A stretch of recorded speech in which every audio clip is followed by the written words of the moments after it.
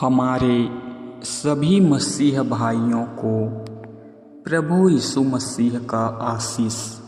साथियों, क्या मसीह लोगों को दुर्गा पूजा में शामिल होना चाहिए? आज हम इस विषय के बारे में जानेंगे और समझेंगे और आगे प्रभु के महिमा में जाएंगे। तो दोस्तों, इस वीडियो को देखने से पहले इसे पूरे मन और ध्यान से सुने। हमारे वीडियो का उद्देश्य मसीहियों को यह समझने में सहायता करना है कि प्रभु यीशु मसीह का दूसरा आगमन निकट है और उन्हें बाइबिल के अनुसार जीवन कैसे जीना चाहिए। साथ ही यह वीडियो उन सभी के लिए है जो जीवित और सच्चे परमेश्वर को जानने और समझने की इच्छा रखते हैं। हमारा मकसद किसी भी व्यक्ति या धर्म की आलोचना करना नहीं है, बल्कि सत्य और आत्मिक जागरूकता को साझा करना है। हम केवल वही बात बताते हैं जो बाइबिल में लिखा है। तो दोस्तों, वीडियो चालू करते हैं। मसीह लोगों का जीवन और आस्था बाइबिल और यीशु मसीह की शिक्षा पर आधारित है। बाइबिल के अनुसार केवल एक परमेश्वर की आराधना करना है, इसलिए मसीह लोग किसी देवी देवता की पूजा, बलि या मूर्ति पूजन में शामिल नहीं होते। बाइबिल में उपवास का अर्थ है परमेश्वर के सामने खुद को दिन करना, प्रार्थना और आत्मिक सामर्थ्य पाना। यह व्रत यीशु मसीह के नाम में होता है, न कि किसी और देवी देवता के लिए। मसीही उपवास का मकसद है परमेश्वर से निकटता पाना, आत्मा की मजबूती, दूसरों के लिए मध्यस्थ प्रार्थना करना। दुर्गा पूजा में रखा जाने वाला व्रत माँ दुर्गा की भक्ति और शक्ति की आराधना के लिए होता है। यह पूरे भारत में मनाया जाता है, लेकिन मसीही सिद्धांत के अनुसार किसी और देवी देवता को मानना आस्था से समझौता है। इसलिए मसीही लोगों को दुर्गा पूजा का व्रत नहीं रखना चाहिए, क्योंकि यह उनके विश्वास केवल मसीह में भरोसा से मेल नहीं खाता। मसीही लोग दूसरों के त्योहारों का आदर और सम्मान कर सकते हैं, परंतु पूजा पाठ, आराधना, बलि या व्रत जैसी धार्मिक क्रियाओं में शामिल होना बाइबल के खिलाफ है। यानी आप सामाजिक स्तर पर सम्मान दिखा सकते हैं, जैसे शुभकामनाएं देना, पड़ोसियों की मदद करना, लेकिन धार्मिक पालन अर्थात व्रत, आराधना में हिस्सा नहीं लेना चाहिए। मसीही लोग केवल यीशु मसीह के लिए उपवास रखते हैं। दुर्गा पूजा का व्रत रखना मसीही विश्वास के अनुकूल नहीं है। सही रास्ता है कि यदि उपवास करना है तो बाइबिल के अनुसार प्रभु यीशु के नाम में करें। दुर्गा पूजा में मसीही लोगों को 7 सावधानी रखना चाहिए। पहला, पूजा पाठ में शामिल न हो। आरती, बलि, प्रसाद, व्रत या मूर्ति पूजा में भाग न लें।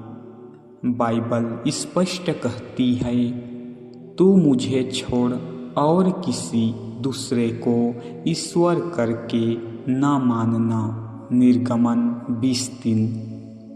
दूसरा टॉपिक है प्रसाद और धार्मिक भोजन से बचे। जो भोजन या मिठाई मूर्ति को अर्पित की गई हो उसे ना खाएं। पहला कुरिन्थियों 10:21।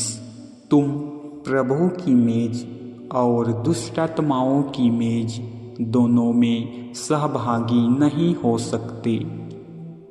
तीसरा टॉपिक है दबाव में आकर समझौता ना करें। रिश्तेदारों या दोस्तों के दबाव में आकर पूजा या व्रत ना करें।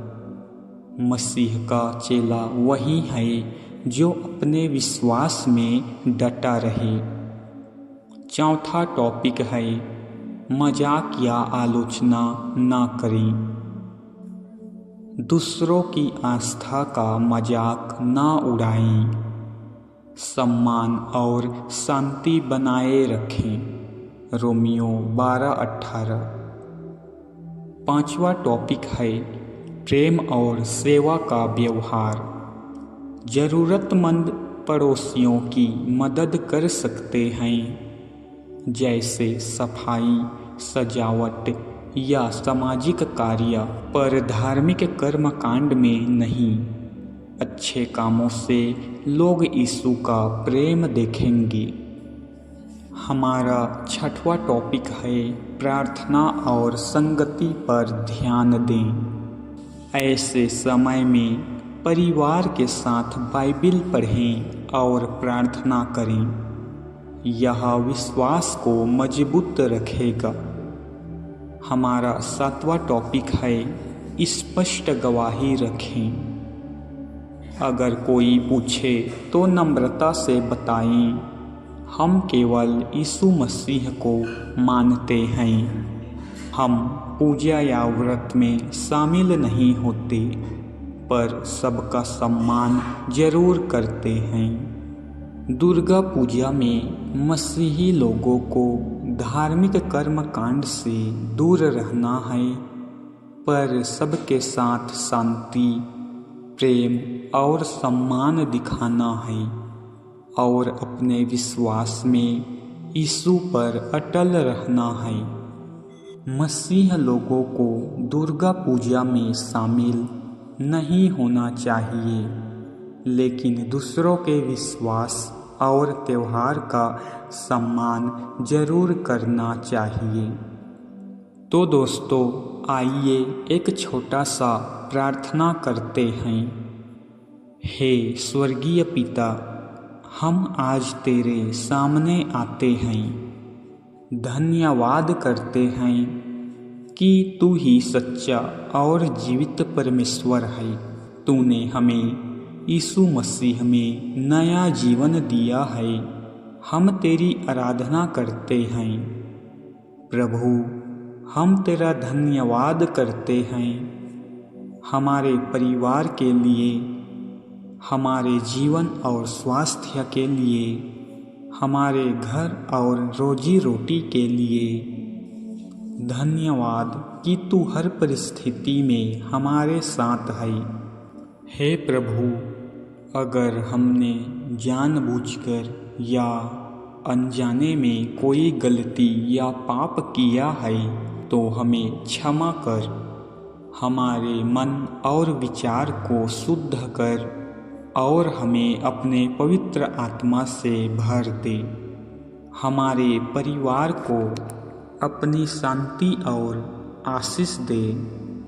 पड़ोसियों, मित्रों और रिश्तेदारों की आंखें खोल कि वे तेरे प्रेम और सच्चाई को जान सकें।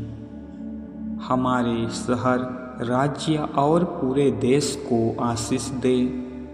जो लोग दुखी, बीमार या परेशान हैं, उनकी मदद कर।